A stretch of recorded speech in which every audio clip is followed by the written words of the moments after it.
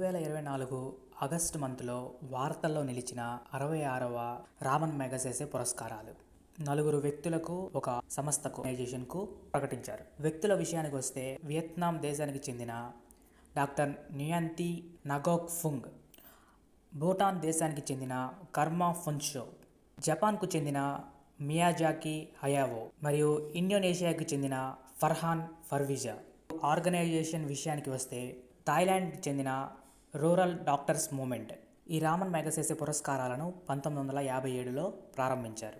మొట్టమొదటి పురస్కారాలను 1958వ సంవత్సరం నుండి ప్రదానం చేస్తున్నారు. ఫిలిప్పైన్స్ దేశానికి చెందిన మాజీ అధ్యక్షుడైన రామన్ మెగసెసే గారి జ్ఞాపకార్థం ప్రతి సంవత్సరం ఆగస్టు 31వ తేదీన తన జన్మదినోత్సవం సందర్భంగా రామన్ మెగసెసే ఫౌండేషన్ ఈ పురస్కారాలను అనౌన్స్ చేస్తారు. వీటిని ఆసియా నోబెల్గా కూడా పేర్కొనడం జరుగుతుంది.